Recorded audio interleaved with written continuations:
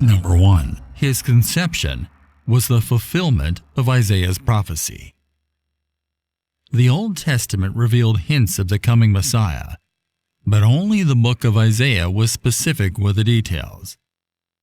In Isaiah chapter 7 verse 14, the prophet said, "Therefore the Lord himself will give you a sign.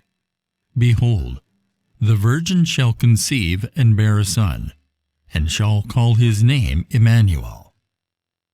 The New Testament's book of Matthew confirmed the fulfillment of the prophecy through the birth of Jesus. Which Old Testament book did Jesus quote most often? People know certain parts of the book of Isaiah. It is also clear that the book as a whole is not known at all well. This is a shame, for it is the book that both Jesus and the Apostle Paul quote more than any other part of the Old Testament. A number of times during his earthly ministry, Jesus responded to questions with, "It is written," 7 times in Matthew, 4 times in Mark, 5 times in Luke, 1 time in John. In the Bible, we also read of many times when Jesus quoted the truths of God from the Hebrew Scriptures, including, for example, when he explained his reason for using parables to teach. Isaiah chapter 6 verse 9 reads, "And he said, Go, and tell this people, keep on hearing, but do not understand. Keep on seeing, but do not perceive." We see this in Matthew chapter 13 verse 14. "And in them the prophecy of Isaiah is fulfilled, which says, Hearing you will hear, and shall not understand, and seeing you will see, and not perceive." Also, he quotes Isaiah when he rebuked the Pharisees and scribes for their lip service to God. Isaiah chapter 29 verse 13. "Therefore the Lord said, Inasmuch as these people draw near with their mouths and honor me with their lips, but have removed their hearts far from me, and their fear toward me is taught by the commandment of men." We see this in Matthew chapter 15 verses 8 through 9.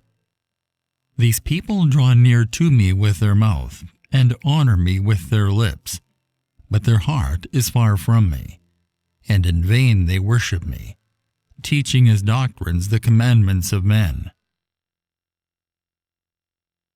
The Bible could not contain all his works. Hence the Bible is not a total biography. John chapter 21 verse 25. "And there are also many other things that Jesus did, which if they were written one by one, I suppose that even the world itself could not contain the books that would be written." Amen.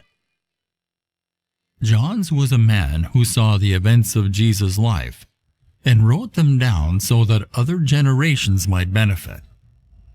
Moreover, John is the final witness in a long line of witnesses, such as John the Baptist and a host of signs, who was supplying with his gospel record the final testimony of evidence for Christ. John uses these words to end the book of John. The story is larger than anything he can imagine. His effort, while glorious for us to read, pales in comparison to the glory of the person whom his story describes. Perhaps we will learn more in the coming age. Only 3 people from the Bible, including Jesus, were able to fast for 40 days. Jesus endured hunger at the Judean desert for 40 days while the devil continued to tempt him. This is still one of the most popular Bible stories which taught people how fasting is an important part of faith. Moses completed the prolonged fasting before Jesus did. Exodus chapter 34 verse 28. "So he was there with the Lord 40 days and 40 nights. He neither ate bread nor drank water. And he wrote on the tablets the words of the covenant, the 10 Commandments." Elijah also completed this great feat. 1 Kings chapter 19 verse 8. And he arose and did eat and drink, and went in the strength of that meat 40 days and 40 nights, unto Horeb the mount of God. The second miraculous catch of fish in John chapter 21 verses 1 through 14 was the last miracle of Jesus on earth before his ascension to heaven. This miracle occurred after the resurrection. 7 of the disciples were together at the time: Peter, Thomas, Nathanael, James, and John, the sons of Zebedee, and 2 others. Simon Peter decided to go fishing on the lake, and the others agreed to go with him. That night they caught nothing. Jesus was waiting for them as they rowed toward the shore in the morning, although they did not recognize him. It is the same as if the Lord asked, "Young men, have you anything to eat?" Disappointedly, they answered him no. As far as they knew, he was just a stranger walking along the shore. Yet in response to his advice, they cast the net on the right side of the boat, and lo and behold, a great load of fish, so many that they could not pull in the net. This teaches us that when the Lord directs our service, there are no more empty nets, and he is willing to direct us to them if we will let him. John was the first to recognize the Lord and promptly told Peter. The latter put on his outer garment and went to the shore. Jesus was a single man who never fathered any children. According to Christian belief, Jesus remained a single man all his life and didn't have any children, as the Bible is completely silent about his romantic and personal life.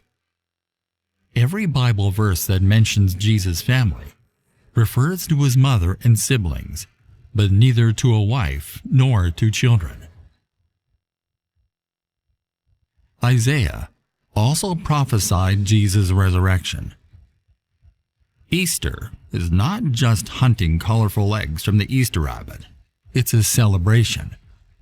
Aside from the coming of the Messiah, he also realized his death. Isaiah chapter 53 verses 5 through 6. But he was wounded for our transgressions. He was bruised for our iniquities. The chastisement for our peace was upon him, and by his stripes we are healed. All we like sheep have gone astray. We have turned every one to his own way,